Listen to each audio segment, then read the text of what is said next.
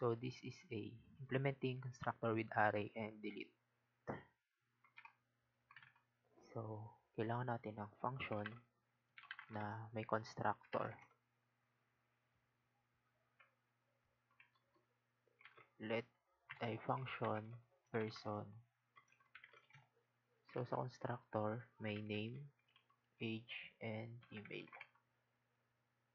So this dot name equals name, this dot age equals age,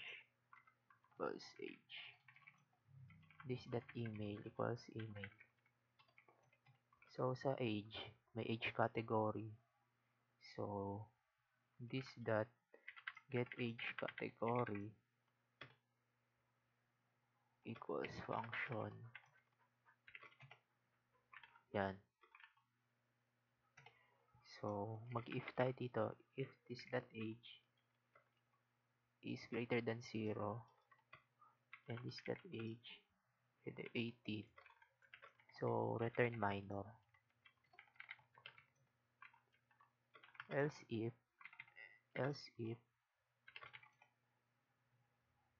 this dot age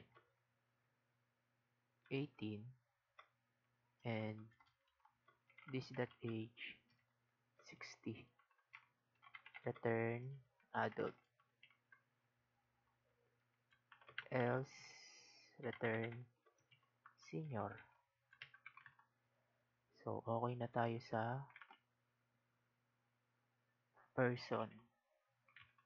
So gawin natin dito is script src script.js, import natin, and also dito tayo maglalagay ng script. So gawin muna natin is yung table. Since naka bootstrap ako, so wait, madali lang mag-style rtd. So for name, age category and email. So meron pang action kasi may delete, and tbody id tebl person. So ito na ang table. So may table na tayo. Kailangan naman natin ay input. So sa input, hindi ko na masyadong babanggahan. Name, tapos input, type text, class input group para medyo may style siya onte. id txt name.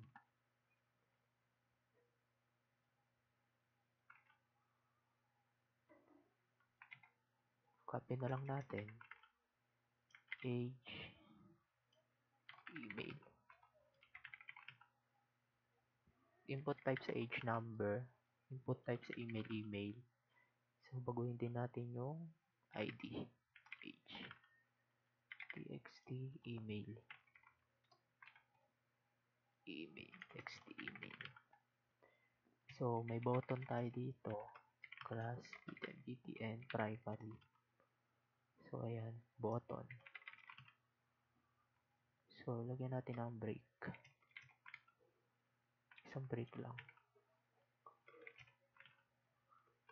break. So break din natin itong button, isa pa. So yan. So sa button maglalagay tayo ng on click. So display person function. So tapos na tayo dito. So minimize lang natin tong table para makita natin yung mga ID.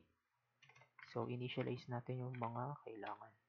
Let's txt name equals that get element by ID, txt name, let txt age equals document that get element by id txth. Let txt email equals document that get element by id txt email. So check lang natin kung tama. Tama.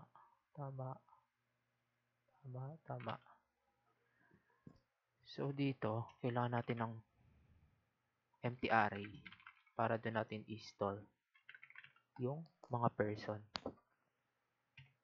So kailangan natin ng table. Let tbl person equals document get element by id tbl person. So dito, kailangan natin i-call to display person para function display person. So dito, since may constructor tayo, function constructor na ang pangalan ay person, so tatawagin natin siya at ang variable name nun is person na hindi capital letter. Let person equals mag-instantiate. So dito, sa loob ng constructor, kukunin natin yung laman nung i-input ni user dito para i-store sa person. So txt name that value. So yung age kailangan naka-parse in para integer siya pag binasa ni program. That value. So txt email that value. Since ano na siya, since may na-instantiate na natin siya, so kailangan naman nating i-push. So sa person, sa array person that push, yung loob is yung person, yung lalaman na natin. So ipupush niya lang. So dito, console log natin para makita natin yung mga person. Pero hindi tayo dito magdi-display ng table. So, every time na i-click to ni user, si txt name that value, si txt name input is magba-blank. That value equals blank. Txt email that value equals blank. So, ayan, tapos na tayo sa display person. So, kailangan naman natin is function display table. So, dito sa display table, dito na natin gagamitin si table person. So, tbl that person that inner html equals blank. And also, maglalagay tayo ng let row html equals blank. So, dito, kukunin na natin yung laman, gagamit tayo ng for each. For each, so, each element ng array person na in-store natin dito, na pinush yung laman nito sa isang array para makuha natin yung index. So, dito,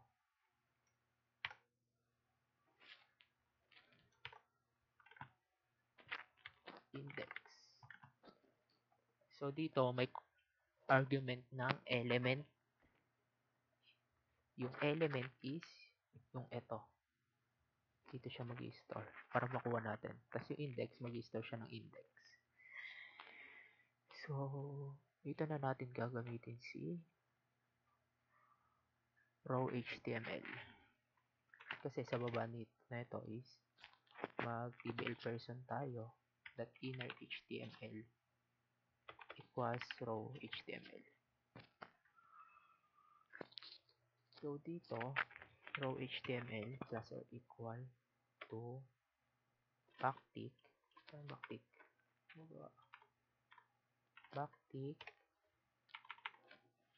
td ay tr. Dito, end tag ng tr. Sa loob na ito is mag-td tayo. td. Yan. So, ilan ba yung laman na ilan to? Sa table, 1, 2, 3, 4, 5. 2, 3, 4, 5. So, sa loob ng para ma-loop siya dito, para ma-i-place siya sa data dito.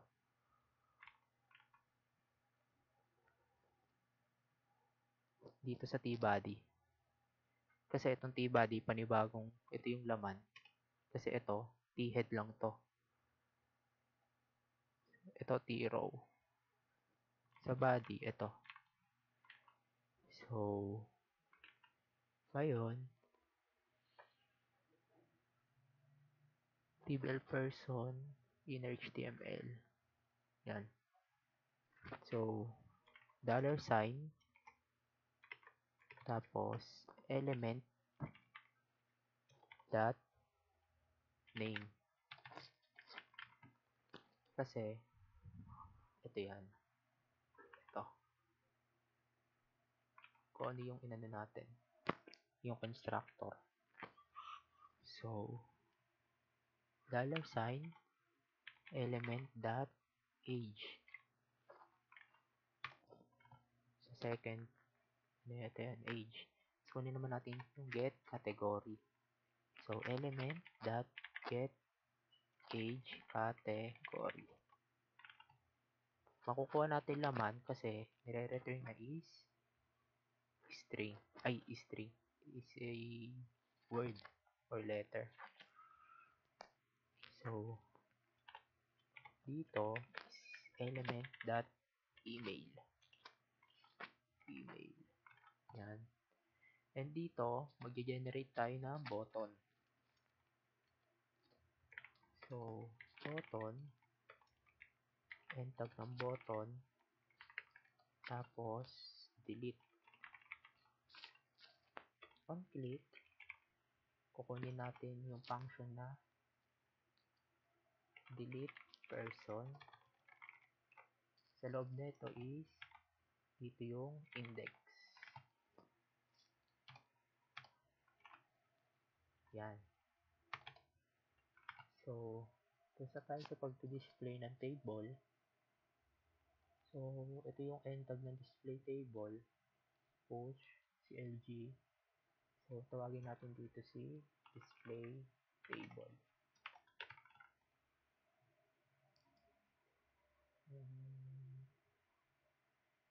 Baba.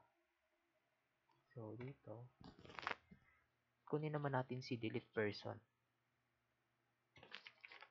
Function delete person. So, kunin natin yung index para sa pag-delete. So, dito, gamit tayo ng splice method. Array person dot splice. Splice. Tapos, index. And kung ilan yung delete natin. So, 1. So, console log natin si array person and display table. Pwede tayong gumamit dito ng if confirm are you sure you want to delete this person.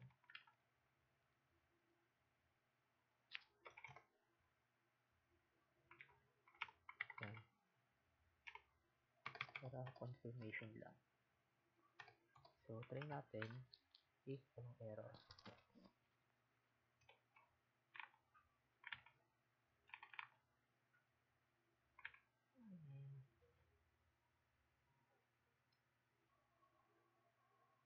Name, age, email. Element is not defined. 57.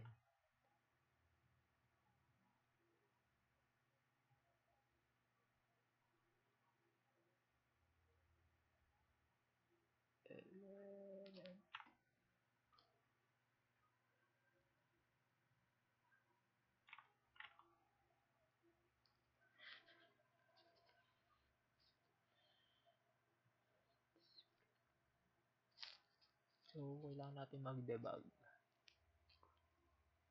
HTML.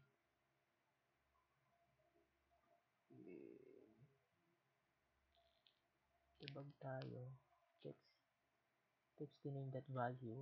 Text the age value. Text the name value. Array person empty. Push person. CLG. Diagnosis. So, array person for each element. Index. Row HTML. Plus or equal to. Feel ko mali ito.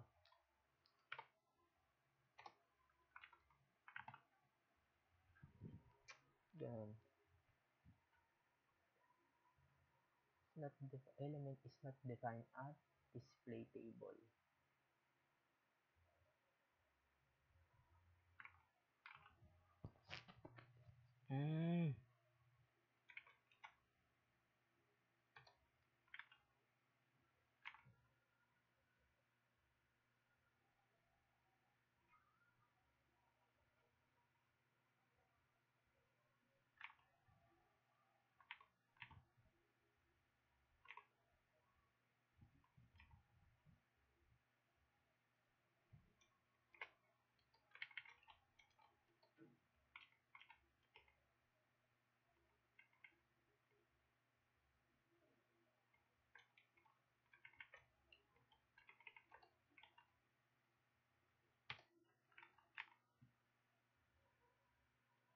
Element is not defined.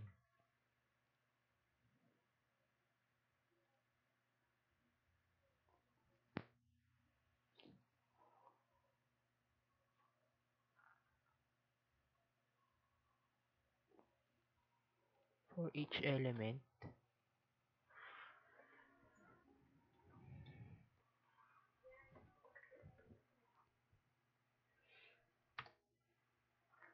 expected.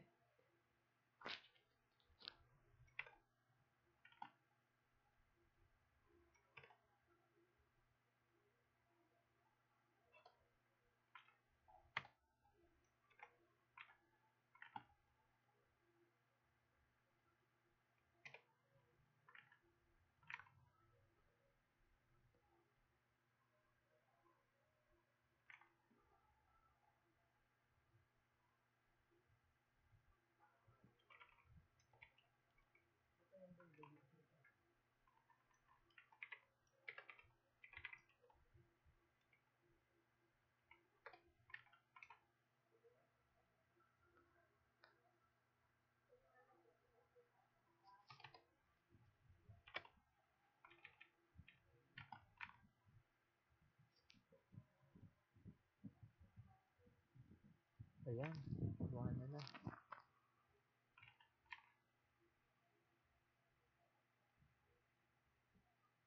Yan. So, ano yung mali ko? Ito lang. Get age category. Ano ba? Kanina. Category. Dapo. Mali lang spelling. Mali lang spelling. Nagkanda leche. So, ayan. Display siya. Ay naman gumana ng delete.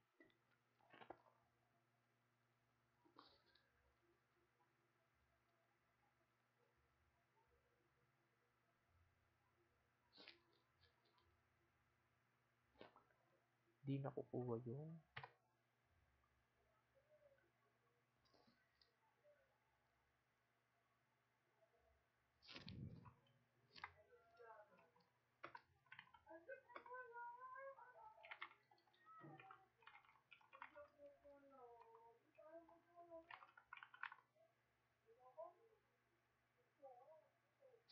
debug.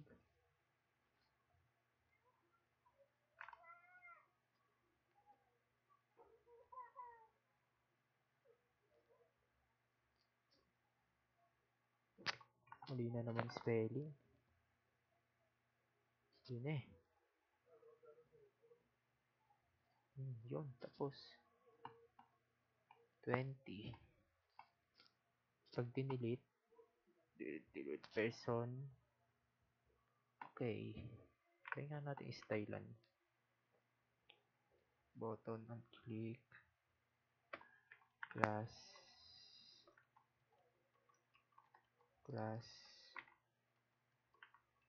BTN.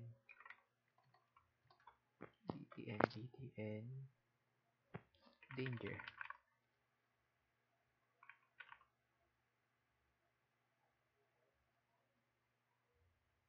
Ayun.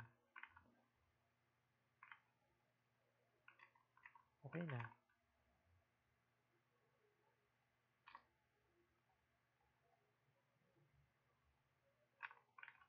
That's it.